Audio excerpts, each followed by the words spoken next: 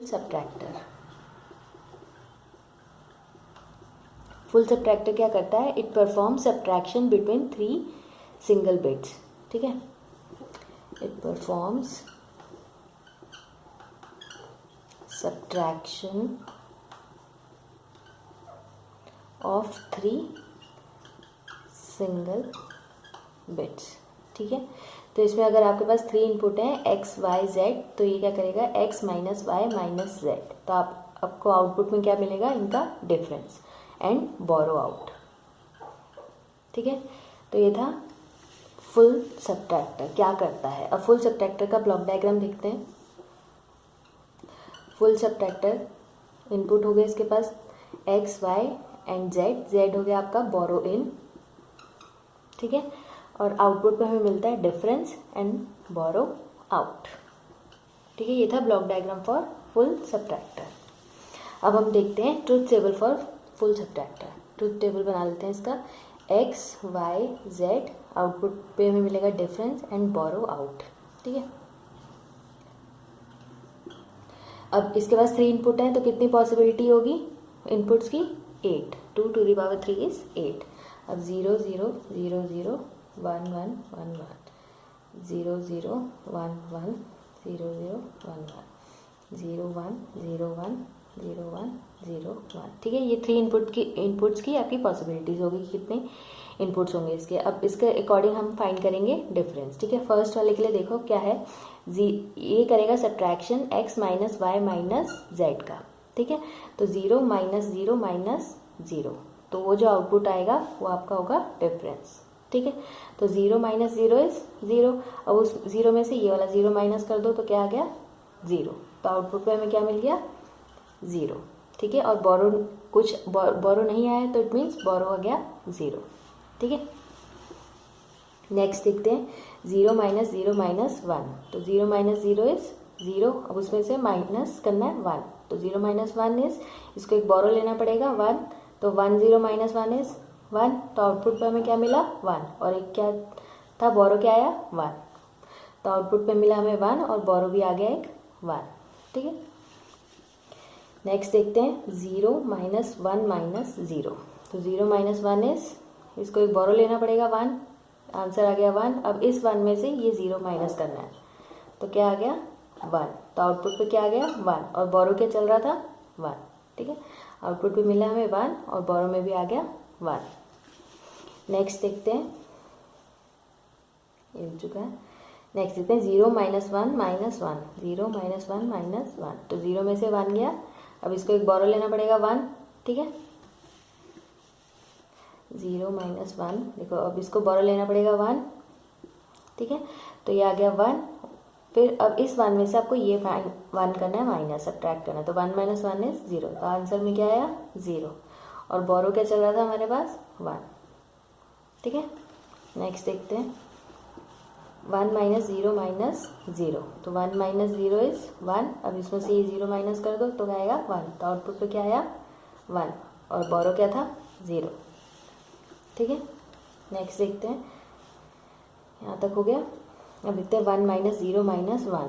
तो 1 minus 0 is 1, minus 1 is 0। तो answer आ गया 0, और बोरो में क्या चल रहा था? 0। ठीक है, अब नेक्स्ट देखते हैं ये 1 माइनस 1 माइनस 0। तो 1 माइनस 1 इज 1 माइनस 1 इज 0, और फिर ये 0 आया। 0 माइनस 0 इज 0, तो आंसर क्या आ गया? 0, और बोरो में क्या चल रहा था? 0। नेक्स्ट लास्ट रह गया 1 माइनस 1 माइनस 1। तो 1 माइनस 1 इज 0, और फिर इस 0 में से ये 1 माइनस करेंगे, तो इसको एक बोरो लेना पड़ेगा 1, तो आ गया 1 आंसर। तो ये 1 आ गया आउटपुट में, और एक बोरो चल रहा था 1। ठीक है, तो इस तरीके से आप बना लोगे truth table for full subtractor. ठीक है, अब हम देखते हैं के मैप फॉर फुल सब्ट्रैक्टर। के मैप बनाएंगे हम डिफरेंस के लिए पहले। ठीक है, अब यहाँ पर 3 इनपुट्स हैं, तो कितने सेल्स बनाएंगे? 2 to the power 3 is 8 cells बनाने पड़ेंगे आपको के मैप के।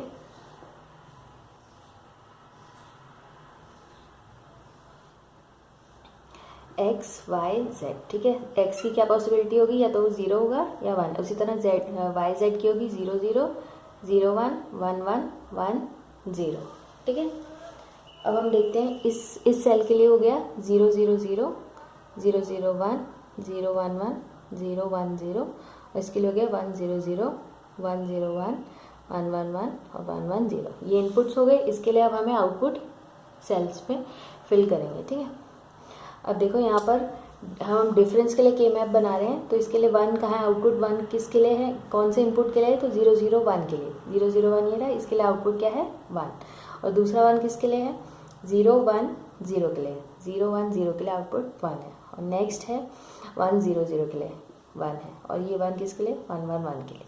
तो हमने आउटपुट फिल कर लिए 1। अब देखो ग्रुपिंग हो सकती है, ग्रुपिंग नहीं हो सकती, तो हम एज इट इज़ मिन टर्म्स कॉपी कर लेंगे, M1 M2 M3 और M4, ठीक है। अब इन मिन टर्म्स की वैल्यू लिख लो। M1 की क्या वैल्यू होगी 0 0 1, तो मतलब x और y 0 है और z क्या है 1, means x complement y complement z, ठीक है। नेक्स्ट मिन टर्म देखते हैं, x 0 है y 1 है z 0 है, x complement y z complement. M3 देखते हैं, तीनों 1 है तो x y z। अब M4 की वैल्यू देख लेते हैं, x 1 है y z कॉम्प्लीमेंट है दोनों, ठीक है।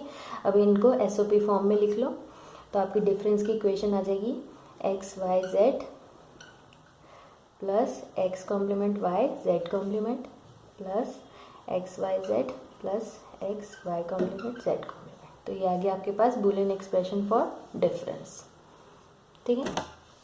अब हम के मैप देखते हैं फॉर बोरो, ठीक है, बोरो आउट के लिए। अब इसके लिए फिर इनपुट हमारे पास 3 है, तो 8 सेल्स बनेंगे, x y z 0 0 0 1 1 1 1 0 0 1, ठीक है। तो इसके लिए 0 0 0 0 0 1 0 1 1 0 1 0 1 0 0 1 0 1 1 1 1 1 1 0। तो इन इनपुट्स के लिए आउटपुट देख लो। 1 किसके लिए आउटपुट 1 है, 0 0 1 के लिए। उसी तरह नेक्स्ट है 0 1 0 के लिए, 0 1 0 के लिए। और नेक्स्ट आउटपुट हाई है 0 1 1 के लिए, 0 1 1 के लिए। नेक्स्ट है ये 1 1 1 के लिए, ठीक है। तो अब देखो इसकी ग्रुपिंग करेंगे। ग्रुपिंग देखो ऐसे पॉसिबल है, 3 ग्रुप्स बन गए आपके पास, G1 G2 और G3, ठीक है। अब G1 की वैल्यू लिख लो। अब देखो G1 में देखो जो कॉमन होगा उसको आप लिख लोगे, जिसकी वैल्यू वेरी करेगी उसको आप कैंसिल कर दोगे। अब इसके लिए देखो x 0 है दोनों के लिए, तो x लिख लो, और x 0 है इट मीन्स x कॉम्प्लीमेंट, ठीक है। अब इन दोनों के लिए देखो यहाँ किसकी वैल्यू वेरी कर रही है, z की कर रही है 1 0, तो z कैंसिल हो जाएगा, आपके पास रह जाएगा y, और y 1 है तो एज इट इज आ जाएगा, ठीक है। ग्रुप 1 की वैल्यू आ गई। अब ग्रुप 2 की देखते हैं। इसके लिए x 0 है मतलब x कॉम्प्लीमेंट, और देखो दोनों क्या है, इसमें y 0 है और y 1 है, इट मीन्स y कैंसिल हो जाएगा, आपके पास रह जाएगा z, ठीक है। अब G3 देखते हैं, ग्रुप 3। इस ग्रुप के लिए इस ग्रुप के लिए x की वैल्यू 0 1 है, वेरी कर रही है, तो x कैंसिल हो जाएगा, आपके पास रह जाएगा y और z। तो दोनों की वैल्यू 1 है तो y z as it is आ जाएगा, ठीक है। अब इनको SOP फॉर्म में लिख लो, ऐड कर दो इनको, तो आ जाएगा आपके पास बोरो की इक्वेशन आ जाएगी x complement y plus x complement z plus y z, ठीक है। ये आपके पास आ गई बोरो की इक्वेशन। उसी तरह डिफरेंस की क्या थी, x y z plus x y z थी, तो ये थी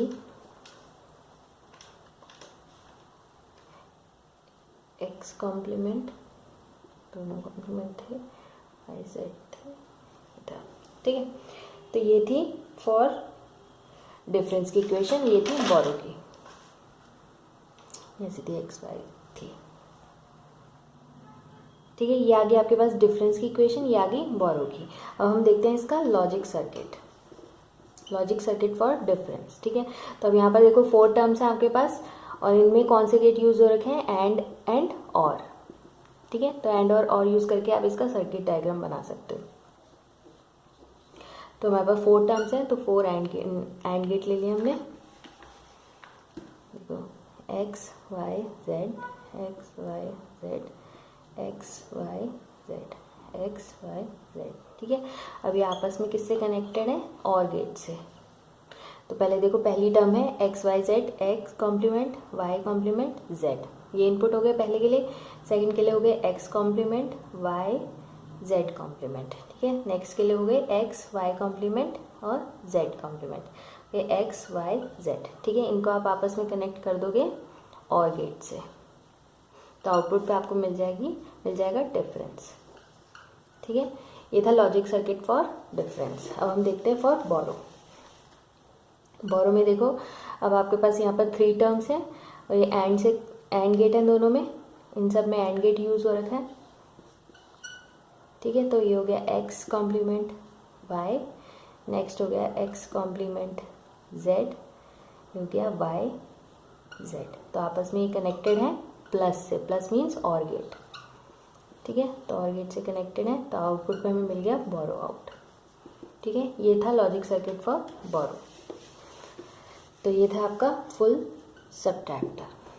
थैंक यू।